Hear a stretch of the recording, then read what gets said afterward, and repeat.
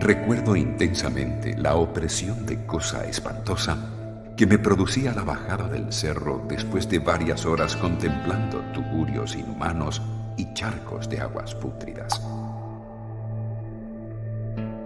Era un sentimiento de impotencia, de protesta profunda, de ganas de llorar.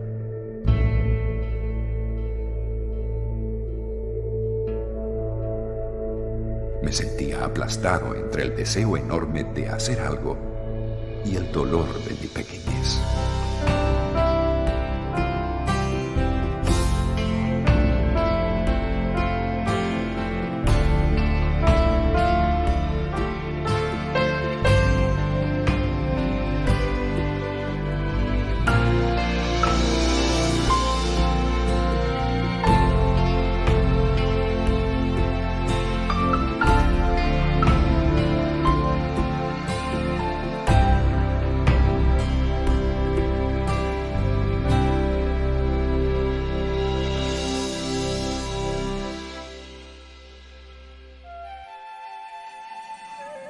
A principios del siglo XX, en Rancagua, una población campestre de Chile, nace el 4 de diciembre de 1910 José María Velas, el primer hijo del matrimonio formado por José Velas y Josefina Irazu, una familia católica de raíces españolas.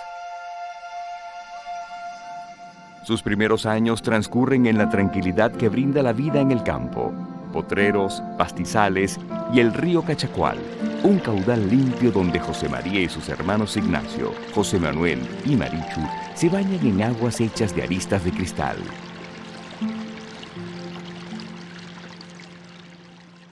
Con tan solo 5 años de edad, José María debe afrontar la muerte de su padre, quien fallece de un infarto a los 41 años.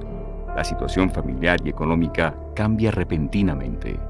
De algún modo le tocó a él como lidiar con los hermanitos más pequeños y le tocó casi como ocupar ese papel de hermano mayor. Para nosotros, pues en muchos aspectos, no digo que fuera el padre, pero su consejo pues era importante, ¿no? Y él, yo creo que era consciente también de eso y procuraba ser una persona pues ejemplar. El tener que echarle una mano a su mamá como hermano mayor para en definitiva enfrentar una familia que ha quedado sin el sostén esencial y que para buscar una buena educación verán pronto la mamá sobre todo la necesidad de regresarse a España. Ellos llegaron a Loyola porque de ahí era originalmente la familia y de hecho en Loyola tenían la familia un hotel, la madre buscando pues la seguridad familiar. Precisamente ahí en la cuna, al lado donde nació San Ignacio, que fue el fundador de los jesuitas. Ya en España, José María continúa sus estudios en el Colegio Jesuita San Francisco Javier en Tudela. Él recuerda lo aburrido que eran a veces esos ratos de estudio, donde él decía que se ponía las manos en visera, como si estuviera estudiando, porque tenía largas horas y se dedicaba a soñar. Al graduarse de bachiller, comienza a estudiar Derecho en la Universidad de Zaragoza, pero pronto cambia de decisión. José María quiere ser jesuita. Haber crecido en el seno de una familia católica y la influencia de su abuela materna, quien siembra en él una devoción especial hacia la Virgen, han ido alimentando su vocación. Es así como el 4 de mayo de 1928, José María Velas ingresa al noviciado jesuita de Loyola. En Europa se viven tiempos de cambio y las transformaciones sociales amenazan la estabilidad de las viejas naciones. La Compañía de Jesús debe abandonar España. Siendo nosotros novicios de segundo año, nos prohibieron vivir en comunidad, pero claro, nosotros, los que estábamos en formación, no podíamos vivir de otra manera sino en comunidad. Y salimos rumbo a Bélgica. Al culminar sus estudios de filosofía en aquel país, es tiempo de que José María realice su magisterio. Su deseo es emprender una expedición a China, pero el destino le depara un nuevo camino. Cuando estaba en Bélgica preparando el viaje para China, me llegó una breve carta de mi provincial que decía: he determinado que como la expedición de China es muy numerosa y la de Venezuela muy corta, se agregue usted a la expedición de Venezuela. Y que ahí en Venezuela, contrariado. Pero Venezuela me cautivó. Sin haber podido despedirse de su familia debido al estallido de la Guerra Civil Española, José María inicia su viaje. En 1936 arriba a una Venezuela que vive una transición política y que con más de 3 millones de habitantes presenta un analfabetismo que supera el 60% de la población adulta. El padre Velas, preparado para realizar su magisterio, se instala en el Colegio San Ignacio de Caracas. Allí imparte clases de literatura universal, consonas con su pasión por la escritura y la lectura. José María también funda el Centro Excursionista Loyola para promover el montañismo y las excursiones por Venezuela y para estar en contacto con la naturaleza. Amaba la naturaleza, amaba el Ávila, el Pico Bolívar, los llanos, los grandes ríos. La montaña te crea realmente un espíritu de entrega, de fortaleza, de solidaridad, y él creía mucho en eso. Porque él decía que las escuelas estaban perdiendo la formación de la garra, del carácter, de la voluntad. Para continuar sus estudios de teología, en 1940 regresa a una España hecha ruinas, producto de la devastadora guerra civil. Durante esos años, mantiene contacto por escrito con sus exalumnos. Se ordena sacerdote en 1943 y se acerca a las congregaciones marianas y otros movimientos juveniles que van nutriendo su carácter soñador, su inquietud de ser misionero y de llevar el Señor a los más necesitados. Fue una admiración tremenda por los misioneros, primero Francisco Javier y luego cuando llegó a América y descubrió de las reducciones. Esos misioneros que se metían por los ríos con la idea de ganar para Cristo a las multitudes. Con tanto por hacer, vuelve nuevamente a Venezuela en 1946, retomando sus labores como profesor, esta vez de religión, y poco tiempo después se presenta en el camino su primer gran reto, al ser nombrado rector del Colegio San José de Mérida. La institución, a punto del cierre definitivo, ocasionado por la difícil situación económica, cambia de rumbo, emprende reformas y finalmente logra su recuperación. Su vocación de servicio está presente en su quehacer diario. Su deseo de crear una red de escuelas en los pueblos andinos comienza a latir.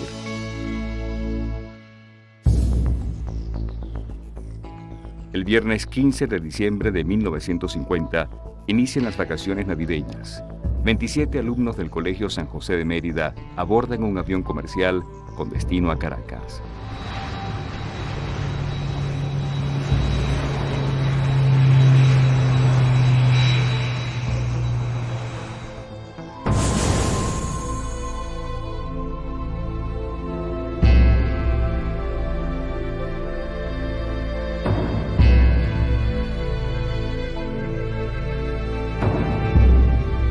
La pérdida de sus alumnos es un hecho que marca su vida y pone a prueba su entereza.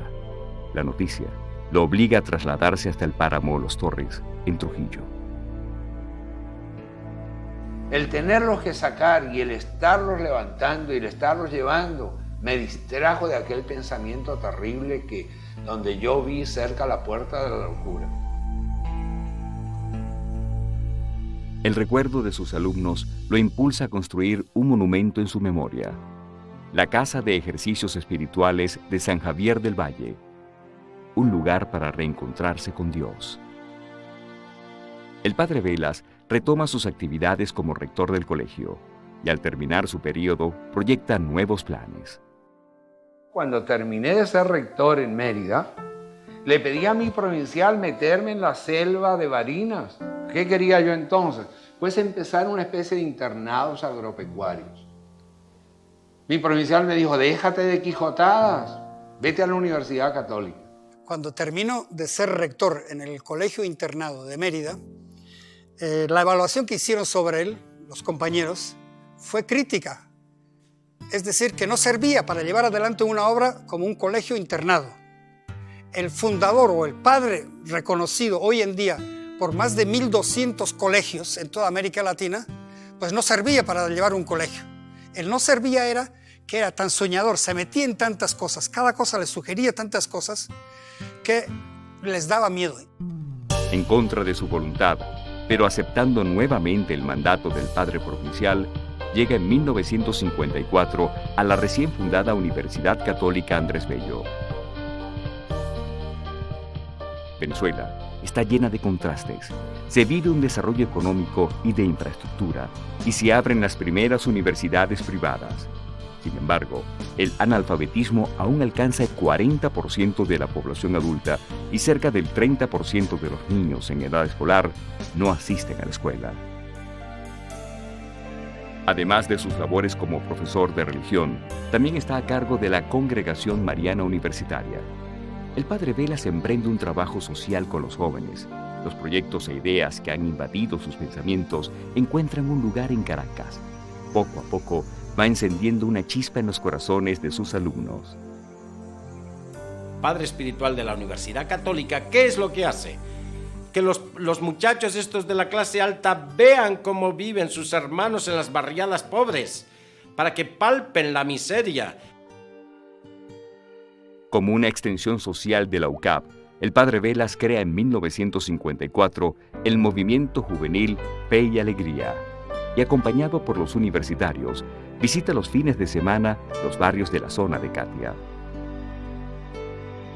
Pues el nombre fue bastante discutido, había gente a quien le parecía pues medio cursi o que sonaba una secta, pero Velas insistió mucho, porque en el fondo el nombre que hoy en día es tal vez de las marcas más posicionadas en Venezuela y en bastantes países de América Latina, es casi como una tesis sociológica y teológica.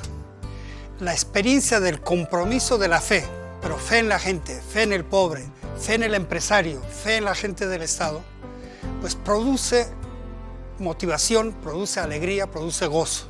El padre Epifanio Labrador decía de estos muchachos, van con fe y vuelven con alegría.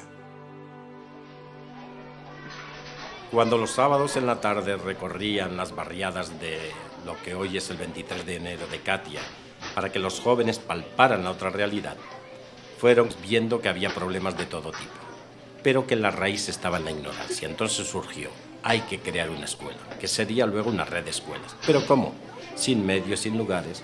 Se acerca este hombre, un obrero, semianalfabeto, y se le acerca y le dijo, mire padre, yo he oído que usted quiere montar una escuela.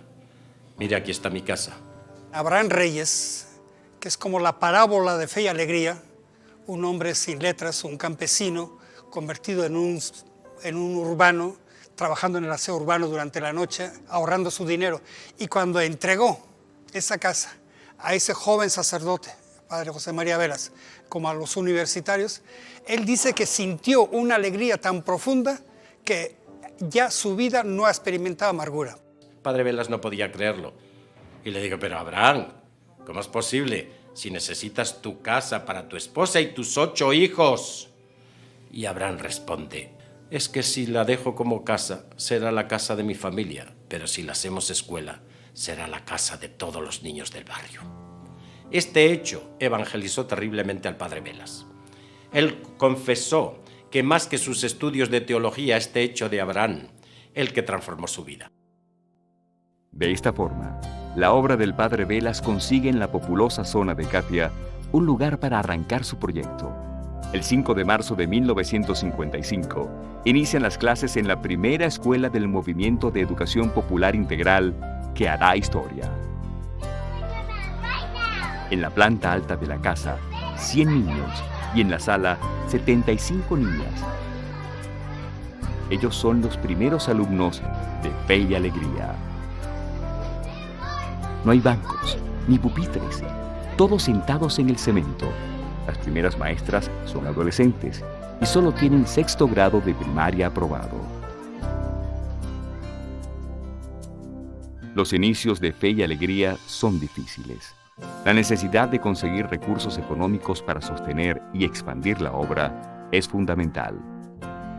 Los primeros 4.000 bolívares que ingresan a la tesorería para comprar bancos y pagar a las maestras son producto de una rifa que tiene como premio los arcillos donados por una universitaria. El padre Velas envía cartas a conocidos y amigos solicitando ayuda económica. No todas las respuestas son positivas, pero se obtiene el suficiente apoyo como para mejorar la primera escuela y emprender una nueva en el barrio Unión de Petare, que inicia sus clases en 1956 con 900 alumnos, la mayoría entre 16 y 18 años. El padre Velas progresivamente consigue llamar la atención de empresarios, asociaciones, grupos juveniles y religiosos, quienes se suman a la tarea de promover el nuevo sistema de escuelas. Consigue que le donen terrenos y materiales e impulsa las formas más variadas de recaudación. Hace que la cruzada por la educación despierte la bondad y generosidad de la sociedad.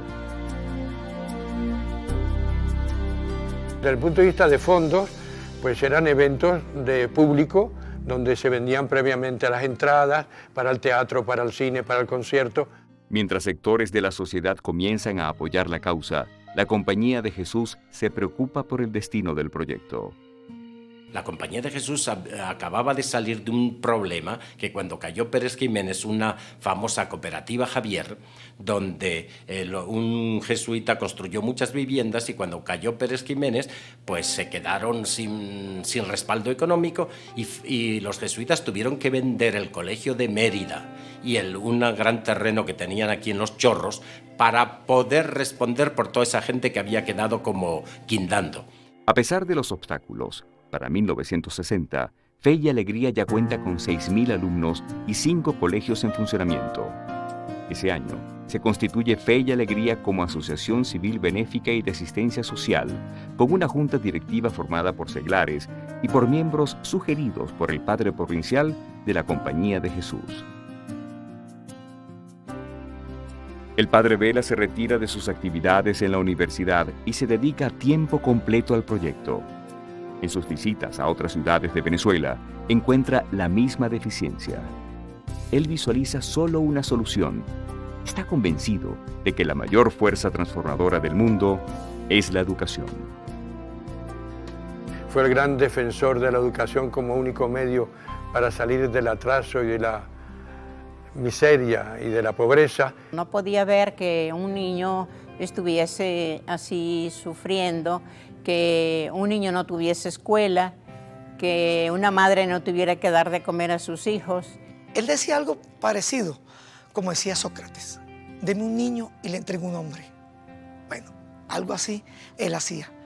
Deme un muchacho y le entrego una persona importante. En los colegios de Fe y Alegría se imparte educación preescolar, primaria y secundaria, y se privilegia la capacitación laboral, con talleres y programas de desarrollo agropecuario que proporcionen herramientas útiles, generando desde las aulas una fuerza laboral capacitada para afrontar el futuro. También hay escuelas que ofrecen servicios parroquiales, dispensarios médicos, comedores y hasta campamentos recreativos educacionales. La matrícula de Fe y Alegría no es gratuita. Los padres y representantes aportan una colaboración personalizada según sus condiciones y posibilidades. El modelo educativo de Fe y Alegría es amplio, pero el padre Vela nos insistía mucho en que fuera basado en el amor, que quisiéramos mucho a los muchachos. Al mismo tiempo las escuelas eran centros sociales y había dispensario, había dentistas y había formación profesional y se enseñaba a las mujeres a cocinar y a planchar y a guisar y a coser. Él iba como 2 veces al día a los talleres a ver qué estábamos haciendo. Así que teníamos que estar trabajando, no ni hablar ni hacer nada, sino trabajando, porque cada ratico iba a pasar él y no sabía en qué momento lo iba a hacer. Él despertaba mucho cariño a la gente, tenía una forma simpática hasta de echar la bendición, sobre todo a los jóvenes. A mí me decía, claro, en aquella época yo tenía 24 años, 23, 25, decía: Dios te bendiga y te componga de raíz. Su carácter disciplinado y el ímpetu para llevar el proyecto se hace sentir. El padre Velas se rodea de religiosas y maestras, aliadas en la cruzada educativa. Él creía mucho en la capacidad de la mujer y sobre todo en la mujer consagrada. Decía, denme un grupo de 3 monjitas, yo les enciendo el corazón y esas me realizan, bueno, proezas, milagros. Tenía una sensibilidad especial en el trato con nosotras, pero al mismo tiempo era muy enérgico, era fuerte, tenía un carácter volcánico, pero es que para hacer las cosas que él hizo necesitaba ese carácter. Cuando había una dificultad grande, así que parecía invencible, allá estaba él con esa frase, atrévete. Ante la dificultad, atrévete. Atrevernos a ofrecer una educación de calidad, atrevernos a servir, atrevernos a estar en otras comunidades, atrevernos a meternos donde nos necesitan y bueno, y sabemos que contamos con la gente. El padre Velas, consciente de la necesidad de que sus docentes reciban un mejor sueldo, busca con insistencia el apoyo del Estado y lucha para que sea asumido por el Ministerio de Educación. Solo recibe continuas respuestas negativas. Incluso, en 1964, Luis Beltrán Prieto Figueroa, presidente del Senado y defensor del Estado docente, impide la discusión de una solicitud de ayuda económica para Fe y Alegría. Eran 2 tesis. La tesis de Prieto era la del Estado docente. La educación es toda del Estado y el Estado dice quién estudia, cómo estudia, dónde se estudia. De Luis Beltrán Prieto, desde su perspectiva, criticaba cualquier posibilidad, sobre todo de que el Estado pudiera entrar a compartir, a cooperar en un movimiento. Mientras que Velas precisamente decía, nuestros recursos económicos, es decir, los recursos económicos que pertenecen a este pueblo pobre, están en el erario público.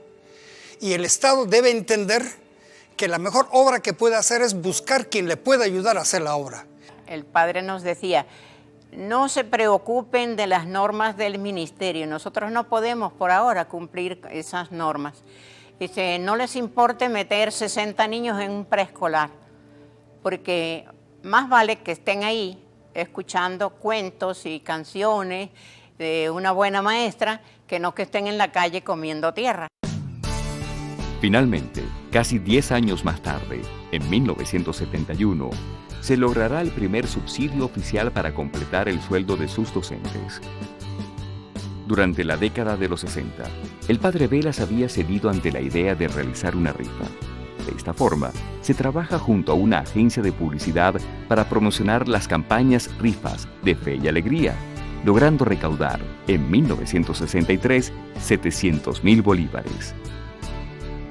A partir de ese momento, ha sido una de las estrategias fundamentales del movimiento.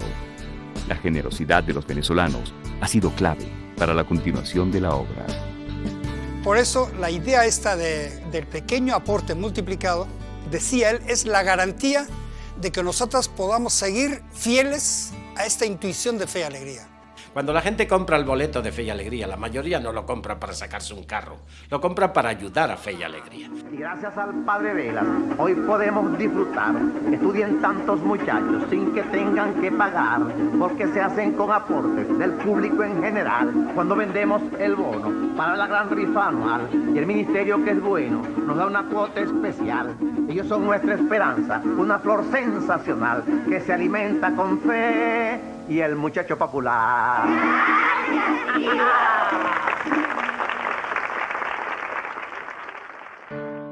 El padre Velas asume la causa de Fe y Alegría como un apostolado y le inyecta tiempo y energía. Cuando yo empecé a trabajar con él, tenía 22, 23 años, 24, estaba soltero, tenía todo el tiempo del mundo y el proyecto era apasionante. Recorrimos juntos Venezuela, Maracaibo, hacíamos una ruta ya clásica. La salud del padre Velas comienza a debilitarse y a los 54 años de edad sufre un infarto. Su fortaleza le permite recuperarse y continuar con su obra, fiel a la consigna de que Fe y Alegría nace donde acaba el asfalto. Ese mismo año, cuando en Venezuela alrededor de 15.000 alumnos estudian en Fe y Alegría, el padre Velas decide dar el salto a Latinoamérica. Él pensó que si los problemas eran comunes, las posibilidades comunes y la generosidad común, y vibrábamos con la misma fe de servicio, teníamos que extender fe y alegría por todo el continente.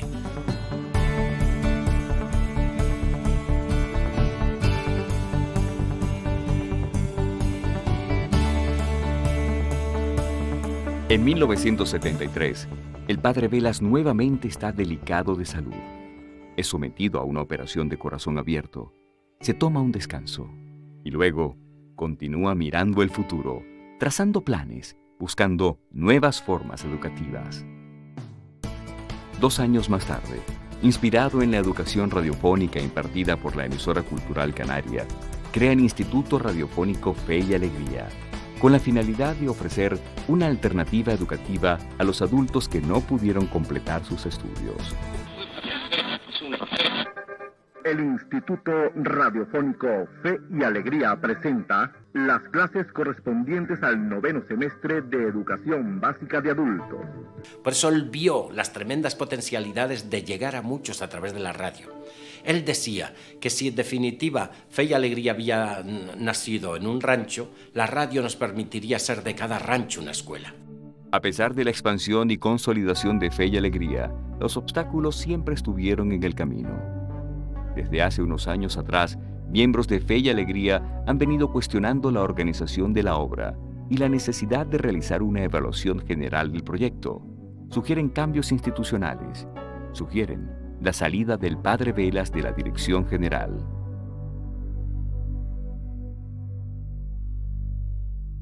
Eran muy duras las críticas de dictador, de un hombre prepotente, de que él tenía que ocupar el protagonismo, y eso le dolió muchísimo. Yo mismo, que en ese tiempo estaba perteneciendo al Centro Gumilla, pues también veíamos como elementos críticos.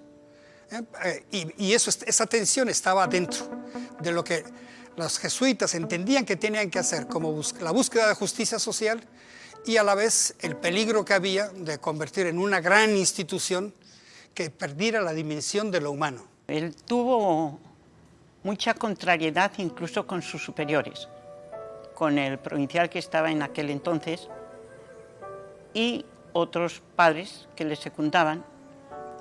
Entonces creían que si él se retiraba iba a ocurrir lo de la cooperativa Javier, que se vino abajo.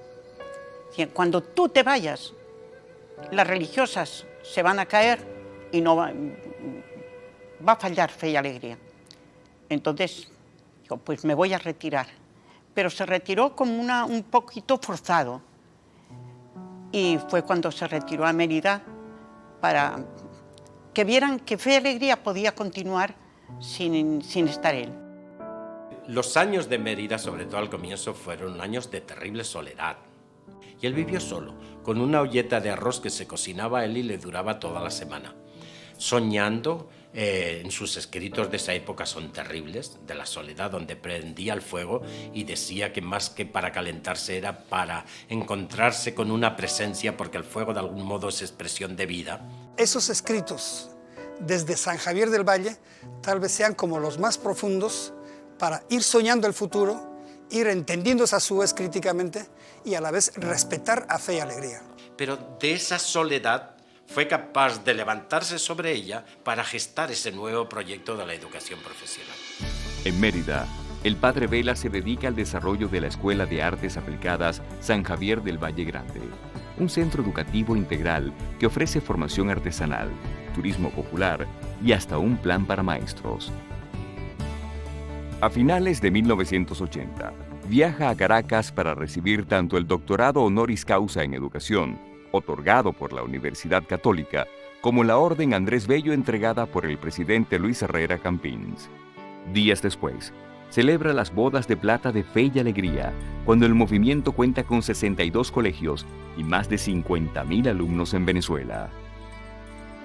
Al volver, decide emprender una cadena de escuelas agropecuarias en los llanos, tal como deseaba desde aquella primera visita a tierras andinas. El padre Velas se traslada a Barinas para iniciar su nuevo proyecto.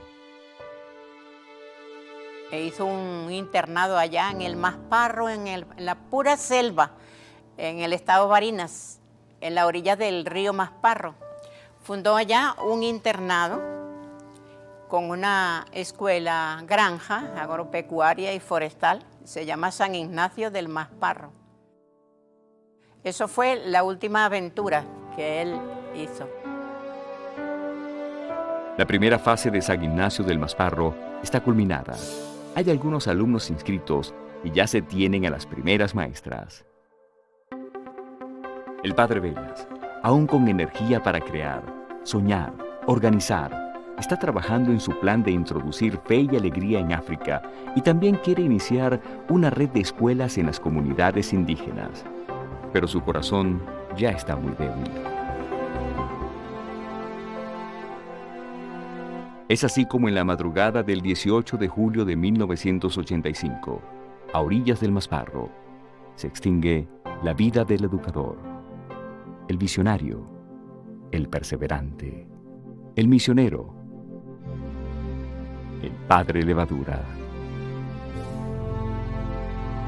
Culmina la vida de un soñador incansable que le entregó a miles de niños la oportunidad de un futuro lleno de fe y alegría.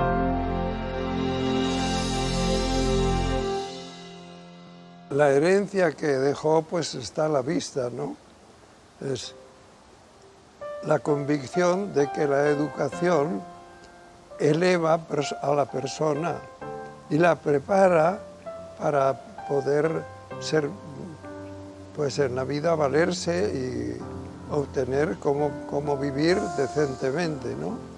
Esa dimensión de la responsabilidad, de la motivación, del respeto, del soñar, del buscar siempre ir para arriba, de que esto no es solamente la educación para mí, sino es para que construyamos una sociedad todos juntos, etc., ¿no? El Padre Vela y toda la misión de Fe y Alegría no es una misión que está en papeles, no es una misión que está escrita y que la tenemos que aprender. La hacemos vida. Fe y Alegría ciertamente te marca como alumno por esa relación totalmente diferente y te potencia mucho más lo que tú eres y hace que tú te conviertas en un actor principal de lo que tú en un futuro pudieras ser, ¿no? Es una de las instituciones que más positivamente ha ayudado a la sociedad venezolana a sembrar valores, de verdad, valores humanos, que por ser humanos ya son cristianos, en nuestro país.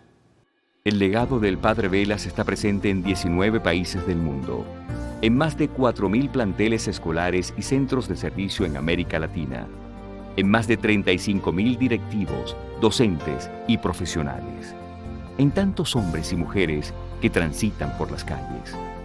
Fe y Alegría llega al centro de las zonas marginadas, suma voluntades, cuenta con el aporte de la empresa privada y el apoyo del Estado. Es una obra única, creada por un hombre que llegó a Venezuela para quedarse, para forjar nuevos caminos, para convertirse en el sembrador de futuro.